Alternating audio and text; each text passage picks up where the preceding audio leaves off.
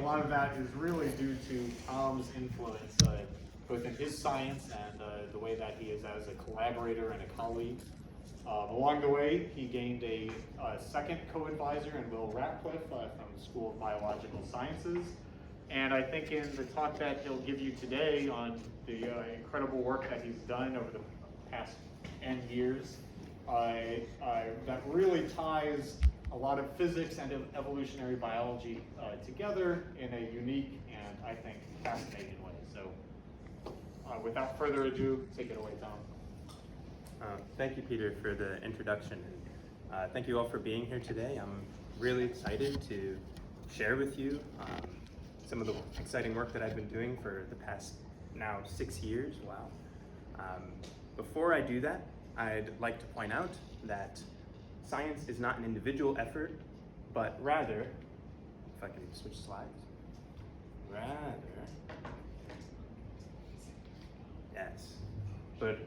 rather the efforts of a community.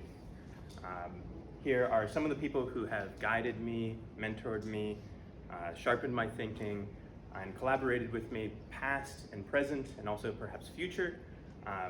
And without these people, my work here today doesn't exist. And so I want to thank all of them before getting going anywhere else. With that out of the way, now we can talk about the really interesting science and this amazing field that I'm really lucky to be a part of, which is the evolution of multicellularity. So, some fun facts about multicellularity. It evolved many times independently. So actually, each of the lineages I've shown up on the board here have independent multicellular origins, whether that's animals, land plants, different types of fungi, red algae, brown algae. Also, multicellularity is incredibly successful on the planet. It dominates the biomass of Earth, and they exist in basically all terrains and ecosystems. And so then this leads us to sort of the ultimate question of evolutionary biology, which is, where does this come from and why are they so successful and how does it happen so many times? And obviously this is a huge question and one I'm not going to be able to completely answer today, but I think I can say some important pieces about the process.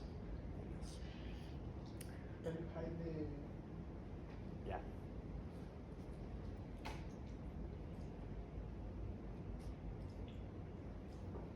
Okay. Should still be able to swap through things, yeah. Okay. So, to begin. Do you want to X out? Oh my God. I don't really know how to make this thing. Waiting room if that's an option. Should I do what? Something top of briefly. Can I just type? I mean, this is what I did a second ago. X out that little direct. I think maybe I should remove the waiting room. There we go. Let's try that now. All right.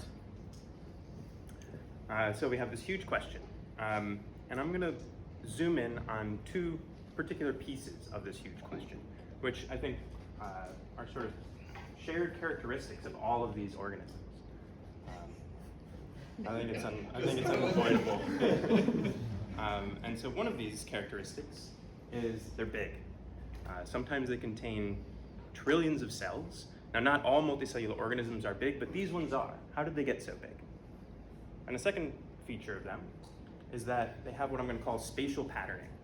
These organisms have many different cell types that are spatially segregated and organized.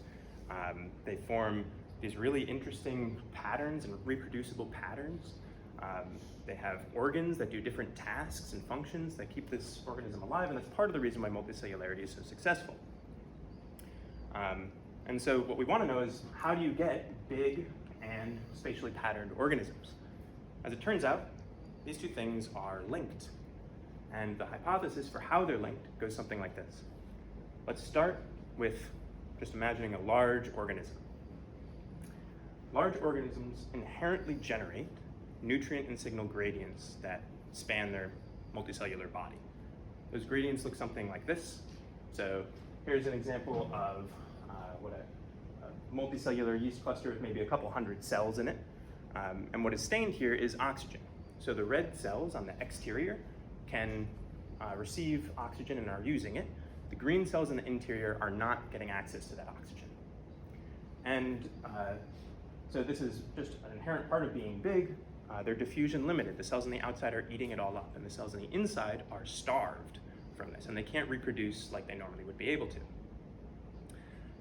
And what we know about, or what is a generally well-known fact about cells undergoing different nutrient environments, is that they change their behavior. And this behavior can result in a kind of cellular differentiation, right? Some cells will do some tasks, other cells will do other tasks. Now this can happen many different ways, but if it results in a kind of bulk transport, like a circulatory system, that can funnel nutrients into the middle of the organism and funnel toxins away from it, then now you can feed these oxygen-starved cells, for instance, and this enables them to reproduce, and you can get even larger organisms, which create more signal gradients, which makes even larger organisms. And this positive feedback cycle results in eventually something that looks like an elephant, maybe. Right? But this hypothesis is largely untested, and there's a lot that remains unknown about it. For instance, what I've drawn here is a closed loop. How do you enter this loop? It's been proposed that if you can, before you have these sort of group developmental genes, maybe you can get large enough to get into this positive feedback cycle. But it's unknown how big you need to get, how difficult that is, or if it's even possible.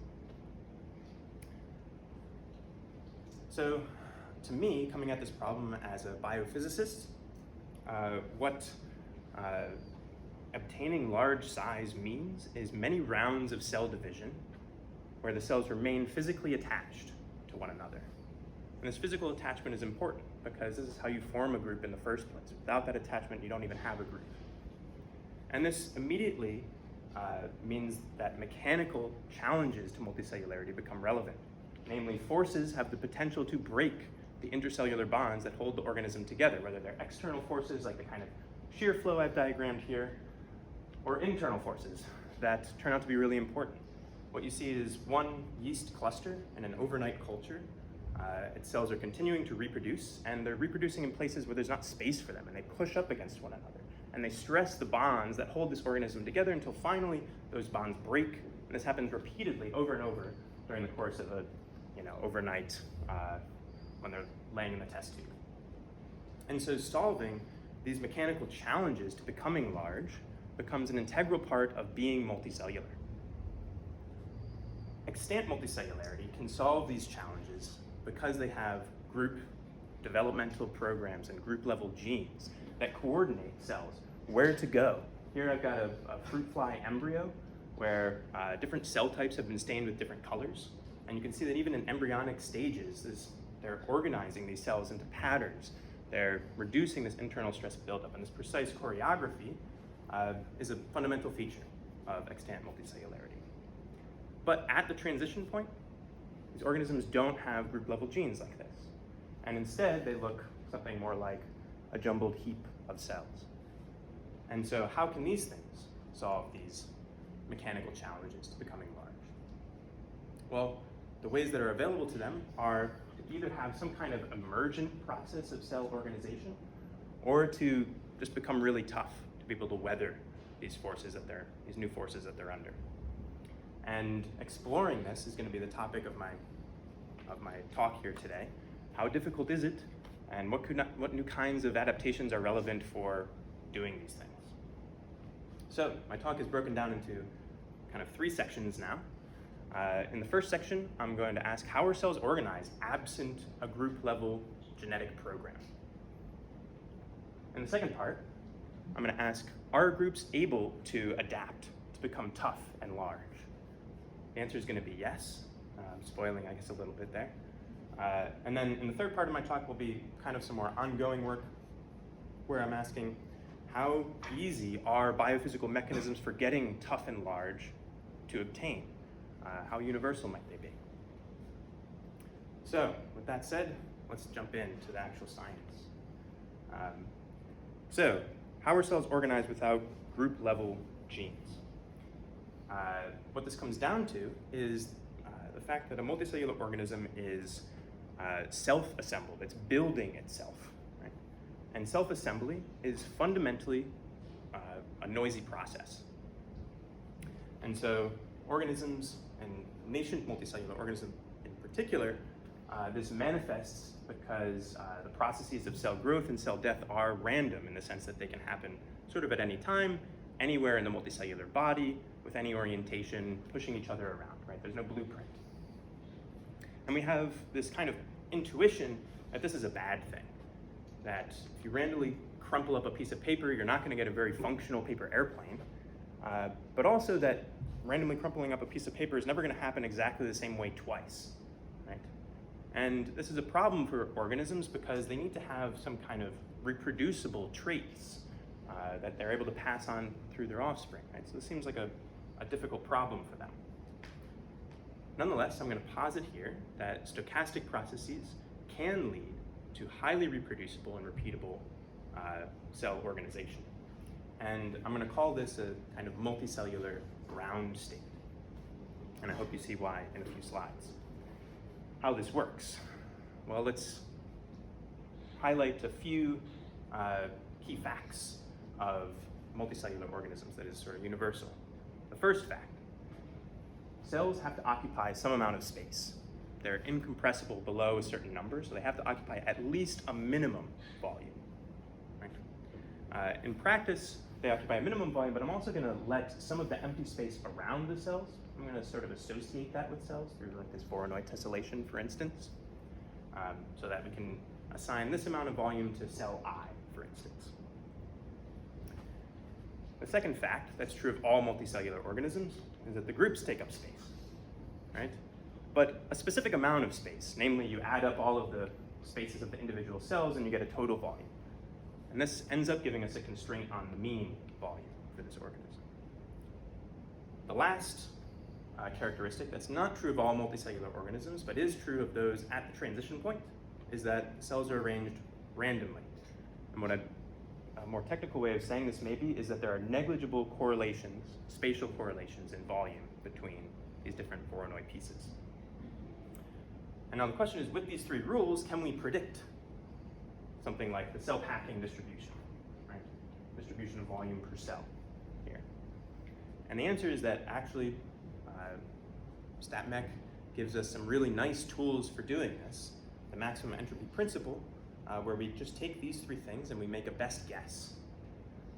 The way this works is you write down an entropy of the distribution, you write down some constraints. So here we've got some constraints that are about the minimum volume allowed and about the mean volume allowed. And then you turn the crank on the method of Lagrange multipliers and you get out a prediction. I'll point out some features of this prediction. We've got an exponential tail to this, and we've got a sort of polynomial piece here. And so this thing is going to look, I don't know if I can draw it with the pointer, it's going to go up and then it's going to go down, right? Okay, with an exponential tail. And all over this prediction, you see this value k, and that's because this is called the k-gamma distribution. And what this k value is related to our mean volume, our minimum volume, and then the variance of this distribution. And so actually in the following plots that I'm going to show you, I'm never going to be doing a least squares fitting. I'm only ever going to be calculating these three quantities, plugging them into k, and that gives me my prediction. Okay, so now we've got a prediction. Now we need to find an organism to test. Well, the one we started with is as fresh of a multicellular organism as we could find. And this is where the collaboration with a number of biology folks here at Georgia Tech begins. So snowflake yeast is a multicellular yeast organism that is evolved from single-celled ancestry. You just put selective pressure on baker's yeast, which you can buy in the grocery store. And it takes very little time for these yeast clusters to begin arising and taking over the population. What happens is sort of like the final step in cell division isn't expressed. There's a protein that cuts away the bond between mother and daughter cells in the unicellular yeast, and that protein's not expressed in these evolved yeast, and so they remain attached at the bud site. And they form these beautiful branching trees of yeast. And so we took these yeast organisms, I basically found their group size by fitting the smallest convex polyhedron that fits around them. Within that convex hull, I did a Voronoi tessellation. But we didn't want to just stop with this yeast group. We also wanted to include an organism that was a little bit different in some ways, and we figured a good test case was actually going to be this organism, which is a green algae. It's called Volvox carteri. Exists in ponds all over the place. And this would be a nice test case because this organism is still a newcomer to the multicellular scene, but it evolved multicellularity in the Triassic period, so maybe 100 million years ago, order of magnitude. Right?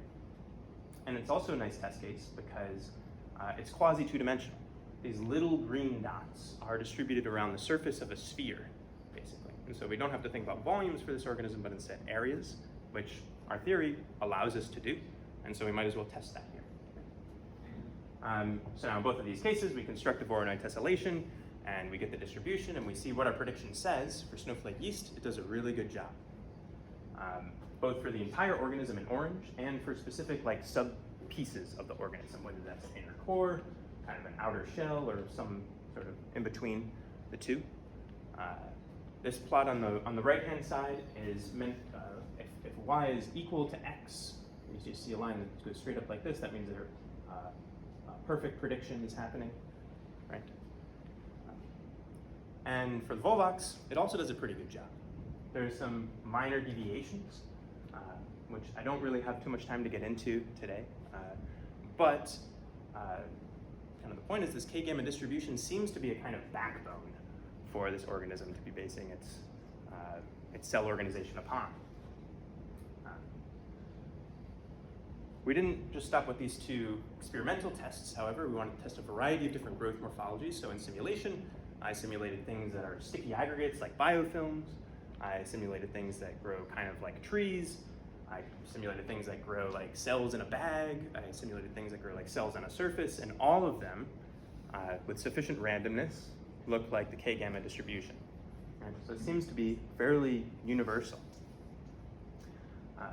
So now the question is, well, okay, you can measure this cell packing distribution. Does it actually mean anything for these organisms?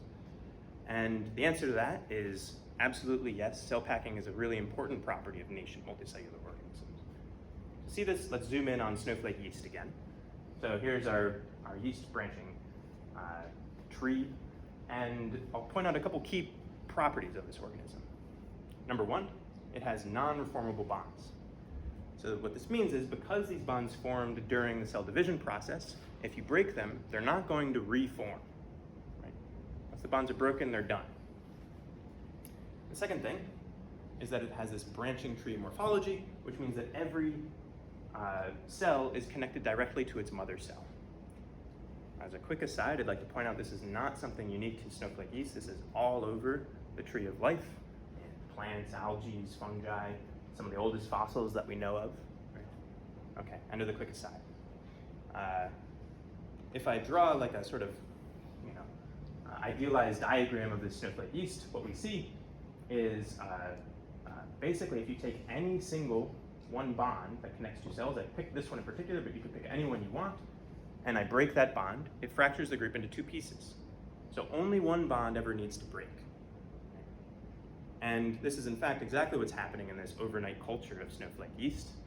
Only one bond is breaking due to cell crowding over and over. And now we have a prediction for, and a really robust measurement for how cells crowd. So can we predict when this fracture is going to happen? Can we predict like the size distribution from this? And as it turns out, we can, with some pretty simple considerations where I say basically, I pick some value for, if I see a cell having less than this volume in the group, I say that's probably when it's going to fracture. And through some sort of weakest link considerations, we get this orange line for a size histogram, and it matches up right on with what we actually observe at the sort of large size tail. I'd like to point out two more features of this plot on the right. One is that it's got a logarithmic y scale and a linear x scale, so that means this is an exponential tail, so it's pretty sharp. Right? In other words, the size distribution is repeatable. Second thing is, This isn't that many cells, like a couple hundred cells, right? These things are fundamentally limited in size. They're small. They're nowhere near the trillion cells large organism that that I showed on the first slide. And so, yes? Sorry, just to clarify. For the size distribution, do you start with a single cell and let it divide, and eventually fractures, and then let those two clusters divide? So I do not do that in this case, but I do start with like a freezer sample that should be genetically identical. Yeah, but I end up starting with probably a few hundred clusters in the sample, in the actual tube. Okay. So, what we've seen, I guess, in this first part of the talk is how are cells organized? Well, in fact, they're organized very repeatedly, very robustly. And this has important impacts for their size distribution, a group level property. Right? And we also see that they're fundamentally limited in size. They're constrained to being small. So can they overcome those limits and adapt to become much larger? And the answer to that is yes. What we did is we took, in a long-term evolution experiment, there were a bunch of people involved in this project, but some people in particular took these clusters that evolved in only a couple weeks kind of thing, and continually selected them for large size over the course of 600 days. And what they found at the end of this is macroscopic yeast globs that are like millimeters across now. These things are as large as a fruit fly. And now that I've spoiled the punchline, I hope to keep your attention for a second, because the interesting question is how? How are they getting so big? Right? As it turns out, well, one thing that we did is we took a look at the microscopic structure of one of these yeast globs, which turned out to be really difficult. In this particular GIF, what I'm showing you is we took one of these clusters to a scanning electron microscope that was equipped with a really sharp knife, basically, and you embed it in this resin block, you scan the top, and you take a very thin slice off the top, and you scan it again, take a very thin slice, over and over again, and you build up this three-dimensional structure of your cluster. And what immediately struck us about this is just how tightly packed and tortuous and crazy orientation the cells take on in this thing. And so, and we could extract pieces of connected cells from this sample block that look something like this. Here are just two example pieces where the cells are connected one to another, presumably with these intercellular bonds, but there's nothing connecting the tan and the green pieces together. Rather, they're just passing these branches kind of through one another, tangling, intercalating around each other. And if we take a look at this entire sample block, one of the things that we did is we said, well, let's take these two pieces, we'll construct a convex hull around one of them, and we'll ask, does the second piece penetrate that convex hull? If it does, color them the same color. Now ask about a third piece. Does it penetrate the convex hull of the other two? If it does, color that one the same color. And so from an initially disparately colored block of data, by running this algorithm, we see that everything is in this entangled network that spans the bulk of the material. And so our picture of what these yeast groups is actually like is something more like this. And this is an entangled glob of staples. And this is nice because people study entangled materials. This is an entangled granular material, for instance. But because people have studied some kinds of entangled materials before, they have found some interesting kind of mechanical features of these materials. In this particular paper, they studied entangled hydrogels. And so in a typical hydrogel that's not entangled, there's this pretty steep trade-off between the toughness of the material and its stiffness. So it's really difficult to get a both stiff and tough material. But when you start adding in these entanglements to the hydrogel, you kind of lose that dependence at least a little bit, and you're able to get things that are both really stiff and really tough. And so this bestows some really nice mechanical properties to entangled objects. Entangled systems also have what's called strain stiffening behavior. So here I've got some granular beads, and if you compress this sort of like a block of granular beads like this, what you get is, instead of like a typical spring-like behavior that would just be a straight line on this plot, like a Hooke's law type thing, you get accelerating behavior. In other words, the further that you compress these things, the more difficult it becomes to compress them. And so this strain stiffening is another hallmark of entangled materials. And so while we've seen that the yeast appear to be entangling these branches, it's possible that they're taking advantage of these mechanical properties by doing so, and we wanted to see, are these mechanical properties present there? And so, as it turns out, they are, right? We took a few different yeast clusters and we put them on what's called a universal testing machine, which allows you to compress a sample, and we measured the stress-strain relationship of these different samples. In the ancestor, you see a nice Hoehn response of the stress-strain curve. And in the evolved case, you see this accelerating behavior. In other words, it's got strain stiffening. And then take a look at the y-axes here. There's orders of magnitude difference in the actual material response of these organisms. In fact, we have to use different tools to even measure these. So the evolved strains are likely taking advantage of this increased toughness. And so then the question is, well, all right, if they're not entangling at the start of the experiment and they are entangling later on, how does this entanglement arise? Right? And I think we can start off by taking a look at, under the microscope, what these clusters look like. Here's the ancestor, here's the evolved strain, and we see some cosmetic differences immediately. Right? Namely, the evolved strain, the cells are a little bit bigger, but really they're more elongated. We're going to characterize that by what's called the aspect ratio, which is the ratio of the length to the width of these cells. So an aspect ratio of 1 means they're spherical.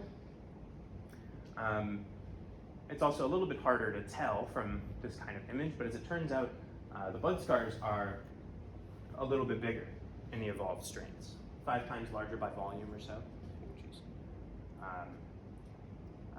And so there are some other single cell changes as well. But this aspect ratio ends up being a really nice prediction for when entanglement is going to set in. So here is if we plot aspect ratio over days of evolution for 5 independent lines of the experiment. It increases roughly linearly with time. And then what we might do is we might track a sort of material property, such as the packing fraction of these organisms over the cell aspect ratio. And we did this both experimentally and with a simulation that does a pretty good job of mimicking the experiment, at least for the ancestral strains. What we find is, the ancestral yeast clusters have a packing fraction of about 0.3 or so, with a pretty small cellular aspect ratio. As aspect ratio increases over time, initially these clusters get a little bit sparser. There's a little bit more space between the cells, because imagine packing ping pong balls versus packing hot dogs, right? You get like a little bit more gaps between the cells. And this fluffiness continues until about an aspect ratio somewhere around here. And then what happens is there's enough space between these previous branches of cells that other branches can start fitting in between them. And so then, in the experiment, the packing fraction goes back up, right? In simulation, this doesn't happen because we stop the simulation once pieces start breaking, right? But in experiment, those pieces stay there. They stay stuck, right? And that explains this sort of divergence of these two things. Right? Yeah? Oh, okay.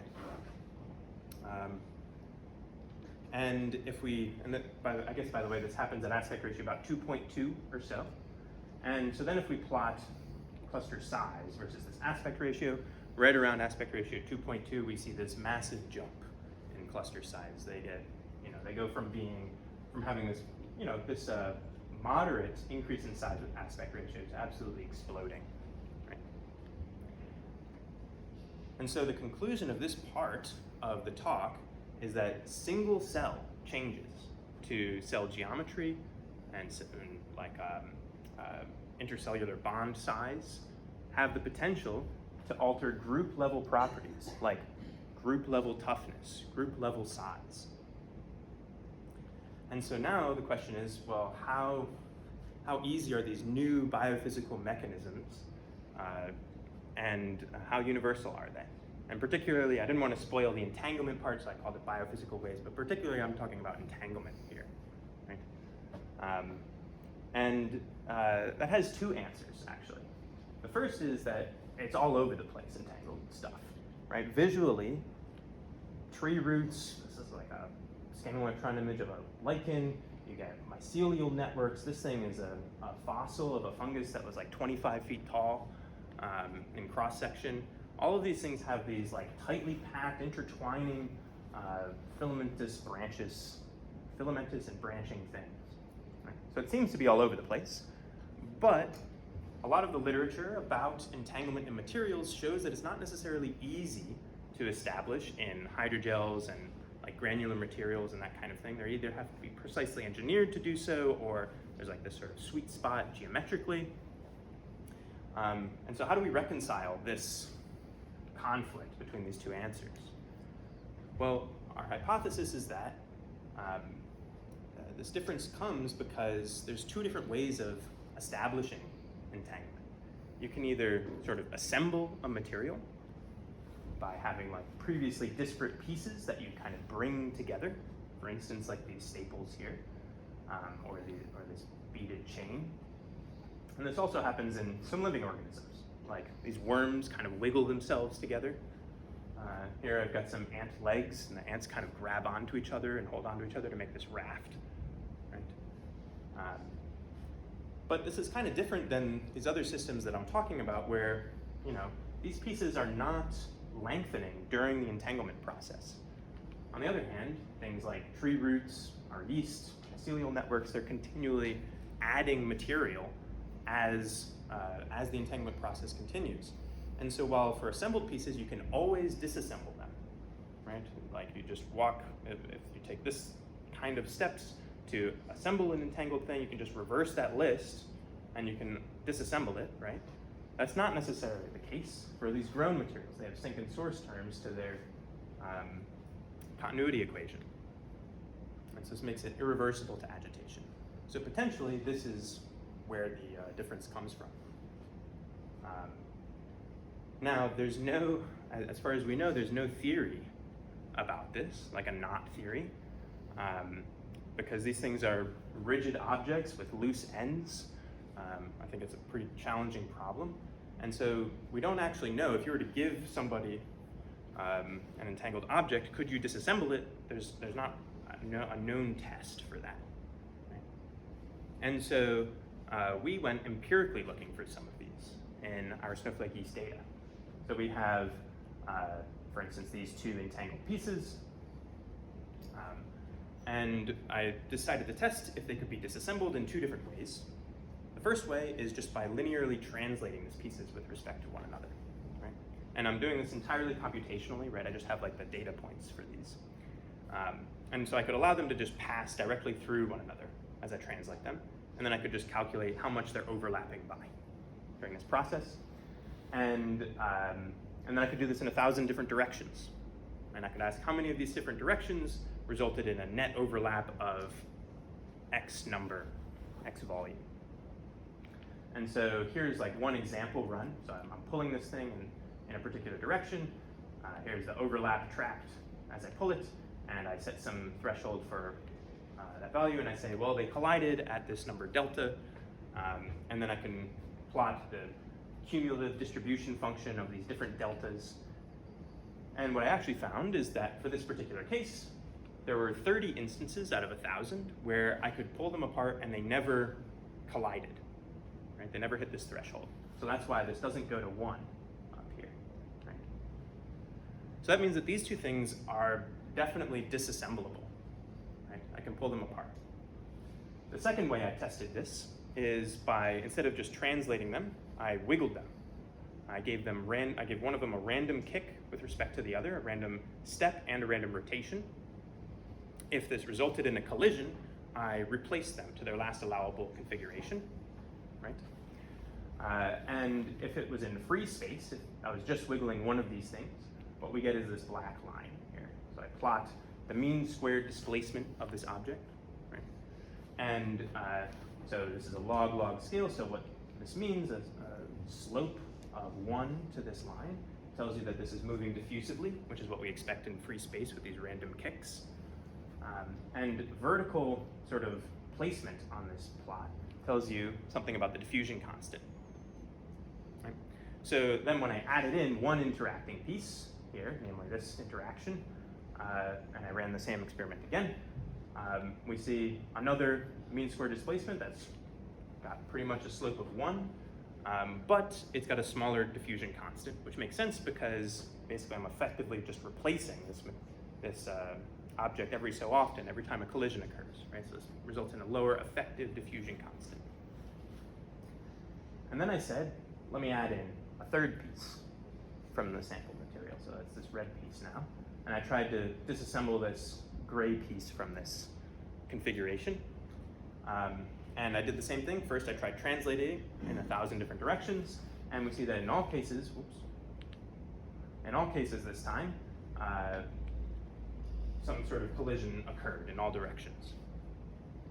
And secondly, what we see is when I wiggled them and I thermally agitated them, instead of showing this diffusive behavior, it now has this characteristic flattening, which tells us that this piece is caged inside this configuration, right? You can't remove it. And then I could try this with some other example configurations from this data set. I'm not showing here, but I tried this yellow piece. It had the same characteristic flattening, for instance. And I could try it embedded in this huge block of sample data. And I think the one thing I'd like to point out from this is this plot here, which plots how many pieces interact, called the coordination number. And so the average is somewhere around 5 in our sample block. So I hypothesize that this kind of caged behavior is pretty characteristic of this sample block, all these pieces. Nonetheless, what I can say is empirically, grown branches which cannot be disassembled seem to exist. And so now we want to know, well, how easy is it to establish these non-disassemblable configurations? Is Snowflake East particularly primed for this, or is this more universal? And so I ran 2 different types of simulations. Oh man, you cannot see that title. Maybe I can try to remove this now and I'll be okay. Okay, 2 different types of simulations to interrogate this idea. And the first one was kind of a more traditional type of simulation where I grew sort of a thing that looks like a hyphal structure. And basically it lengthens for some distance that I set by this lambda here, and then it splits into 2 branches. They have some characteristic angle that I can set, right? And then I can grow these things in isolation, like these ones, and I can push them at each other. Or I could just grow one, and then I could just pick a spot to grow the second one and grow it nearby. And when they grow nearby, when the branches interact with one another, they deflect, right? And the long and short of this one is for a variety of different like parameters that I pick here, I can never push these things as close as I can grow them. And by pushing them, what I'm doing is I push them together and I thermally jiggle them and I push them again, and I thermally jiggle them and I push them again, and so I'm trying many different configurations. And on this axis here is how close the 2 centers of mass of these 2 trees get. So I can only ever push them with this histogram, or this distribution of closeness, but I pick them to grow in a bunch of different spots, and I can always pick a spot that's closer than what I push them to, basically. In the second simulation that I did, I decided to kind of to use a more abstract model. Instead of considering these kind of this ensemble of different configurations of branches in 3D space, I used a sort of mean field idea where I have some density that varies over space, right? And part of the reason why I did this is because I wanted a simulation that was maximally permissive to this agitation procedure. And so in this case, the rule that I implement, as I've got two of these things growing or interacting with one another, is that the density of one field plus the density of the other field everywhere in space has to be less than or equal to some carrying capacity, right? Like there can't be a volume fraction greater than 1, right? And but what this means, though, is that if both of these are, let's say, less than phi over 2, the maximum of each of them is less than phi over 2, I can actually push this blue one, for instance, directly through the other density field with no penalty. Now, obviously, this is unphysical, right? I could never do that with these trees. But, I mean, what this means for this model is potentially I've unlocked configurations to agitation that were inaccessible from this simulation, right? Does it do better? Does agitation recover some of these configurations that growth could access before? So let me just highlight a little bit more about this pushing process, right? One thing I can do is I can vary, like let's call this one a target and this one a barrier that I push at it. I can vary the barrier density, right? So make things really sparse or make things denser. And basically, no matter what the values I pick for these, eventually there's going to come a point where, you know, in this region of barrier densities, I can push one directly through the other, but in the other region, I can't, right? They collide and they exceed this value phi, and so this is like an excluded zone, right? I can't get that. Last, I need a rule for growing these things. So I've got a model that I pick here. I think the details of the model are not very important. The point is that there's a term for solidifying one of these density fields over time as it, you know, once there's material in one place, it continues to solidify up until some certain number. And then there's a term for expansion of this thing, right? Growing fields increase their radius. Notice here I've got a term for these interacting fields, right? Here's the one that's growing, and here's one that already exists there, or something, right? And so, because these things are, well, I've chosen them to be sort of spherically symmetric, I can reduce this problem down to one dimension, right? And so here's what some of these solutions to this equation look like. On the top row, I've first put this red piece like really far away, so it's like way off the screen somewhere to the right, right?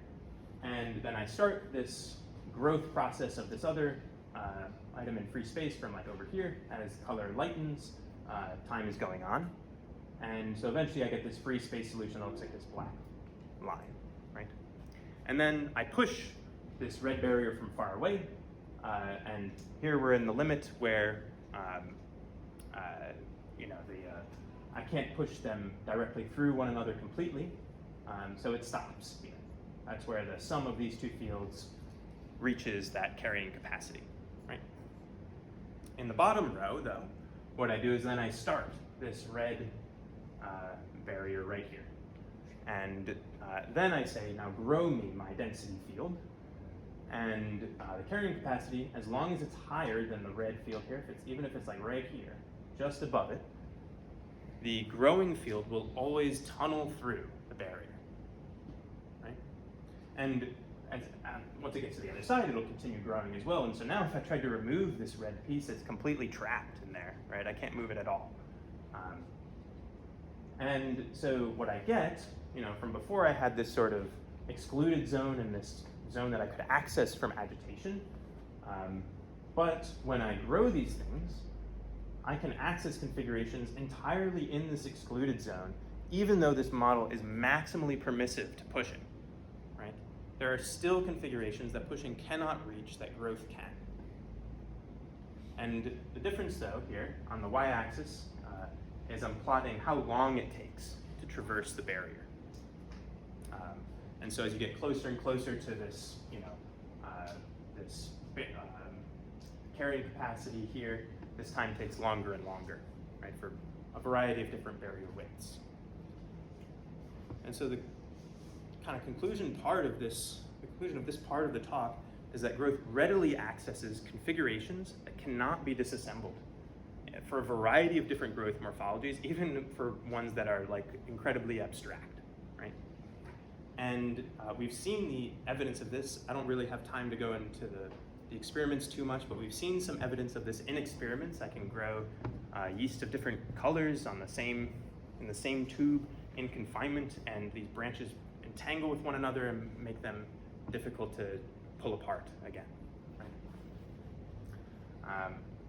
So let's review the entire talk so far. Without group genes, how are cells organized? Repeatedly, reproducibly.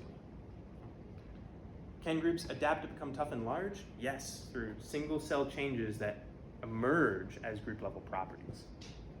And third, how easy is this, or how universal?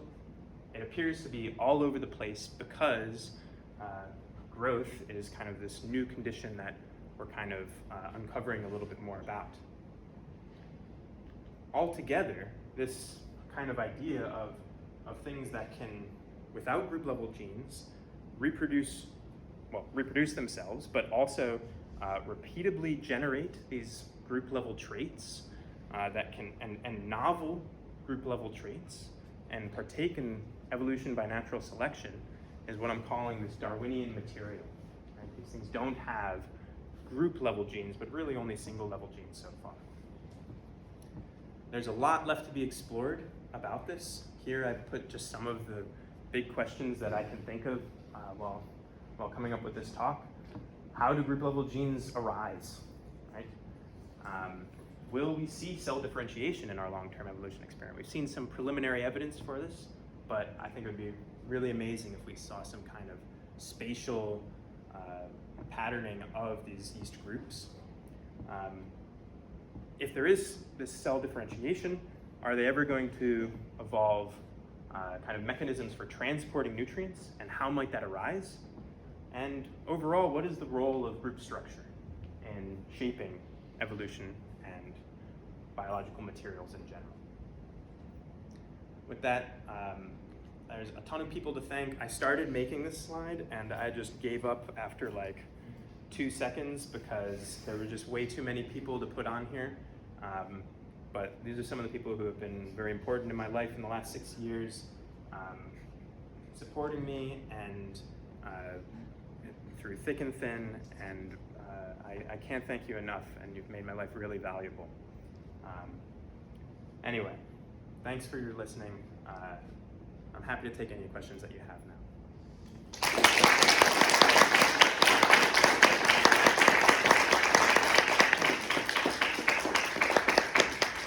All right, thanks, Tom. First, let's start off with questions from the general audience. Yeah. In the beginning, you talked about how there might be differences in multisimilarity between things that are truly organisms that are truly three-dimensional, like the snowflake yeast, versus things that are two-dimensional, sort of like the world walks. Mm-hmm.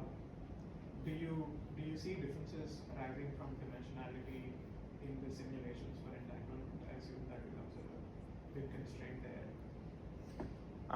So like particularly the abstract simulations of entanglement, you mean? Yeah. So, okay, so there is a huge dimensionality difference. For instance, if I wasn't going to do the abstract simulation, but the branching tree simulation, right? 2 dimensions is much, I mean, first of all, those things can't entangle in 1 dimension, right? Like they just grow at each other and they knock into each other. In 2 dimensions, it's still more restrained than in 3 dimensions, right? In the abstract simulation, what I was trying to do is create a model that could be reduced down to a single dimension, right? And so, so far all I've done is solve that equation in 1 dimension, right? Just a radial direction. I haven't tried a 2-dimensional or 3-dimensional case for that yet. That could be really cool. Yeah. Okay. Yeah. So this may be part of the ongoing evolution project you've talked about a couple of times, but so when you got the like big clumps of the yeast that was visible to the eye, would you posit that like they would come to a point where they would reach a max a lot, or would it just So that's a good question. I think so. A lot of other people have done more work on like the total size distribution about this. What I can say is that people have tried, for instance, putting one of these yeast globs in like a massive vat of nutrients and not shaking it at all, and just seeing how big do they get. And actually, it's a little hard to tell how big they get because they grow and they form these huge mats of yeast. But it's a little hard to tell if they're actually connected to one another in all the places or not, right? And they seem to be pretty fragile when they get to that point. Like if we were to shake that flask, they kind of break into smaller pieces. And so what we're not sure is if they're actually separate completely, or if by shaking it, you're just like kind of wiggling those entanglements apart. I will say that they have a pretty reproducible size distribution when you put them in like a typical test tube and you shake it at the normal shaking speed for it. They pretty reproducibly get to a maximum size. But the other thing to consider there too is that the tube eventually runs out of nutrients, runs out of sugar. But yeah, I think that there's still some open questions about how big can these things actually get? Are they like limited at all? Yeah. Yeah, Tony. So you were talking about the difference between the like entangled granular material versus a growing material, and just generally speaking, do you think that it's so? If you were talking about how there are arrangements of growing material that you couldn't get into any other way, whereas a granular material, every piece needs to get in there from outside somehow. So do you think that a grown material, just generally speaking, there's just more kinds of ways to grow to entangle than if you have to pull together grains? Is this like Absolutely. Is this just generically easier from that fact? Yeah, absolutely. Basically, there's a whole new space of configurations that growth unlocks that mechanical assembly has no access to. So I guess maybe you could say the entropy of the space is larger, maybe, if you want. Just because there's arrangements available to growth that are completely unavailable if you have to pull separate pieces. Exactly. Yeah. Okay. Yeah. That's interesting. Thanks. Yeah.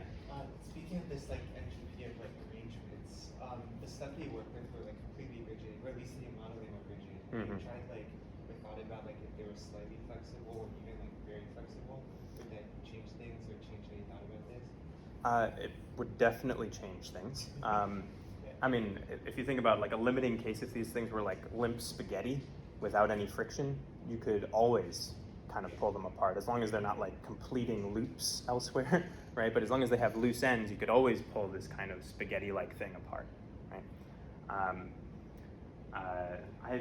I guess one thing that I've done here that maybe got a little hidden is usually I pick a particular threshold value for like how much collision I allow. So in that sense, I'm allowing for some kind of flexibility, like they can overlap by a little amount and it's okay. But once they overlap by too much, I say that's no good anymore. That's a collision now, right? By changing that value, I can change just how flexible they are in some sense. I haven't varied that in practice and seen what the difference might look like. But I guess that would be something useful to try. Maybe it would point to a regime where where what I've talked about here today makes sense, and show us a regime where it no longer makes sense, right? Yeah. Yeah, Matt. Oh, do dead cells in the centrifuge still contribute structurally? Yeah, that's an ongoing open question.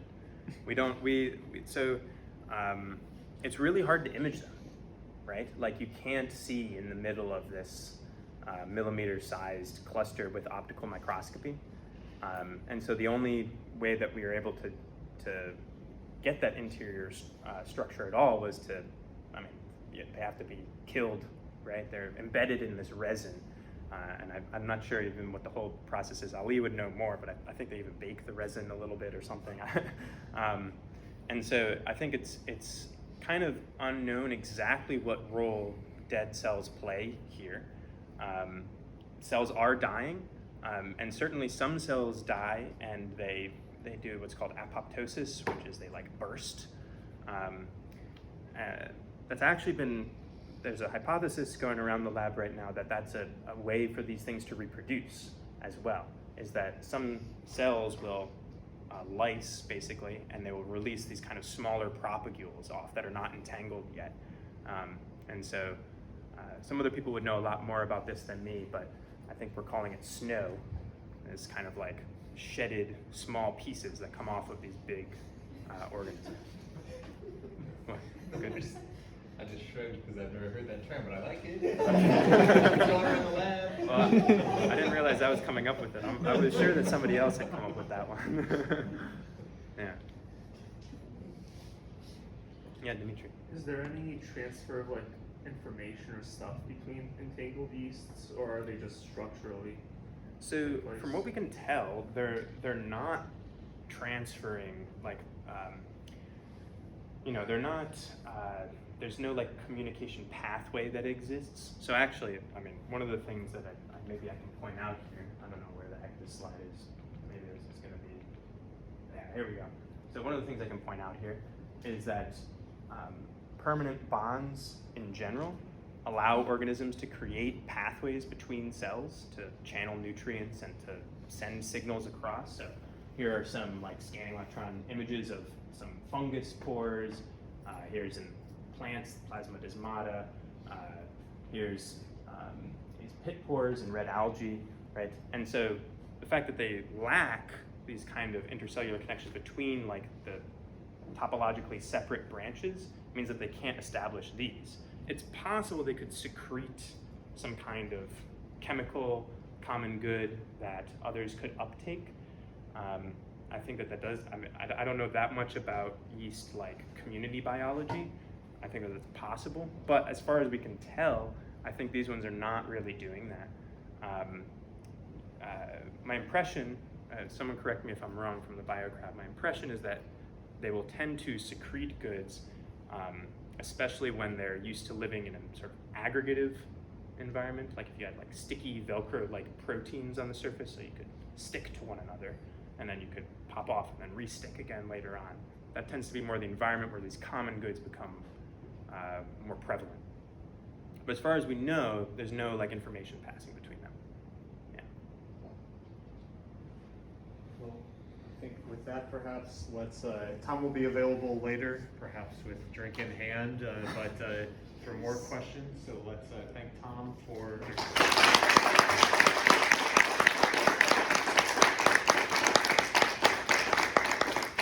Now I will invite all non-committee members to exit the premises. Physical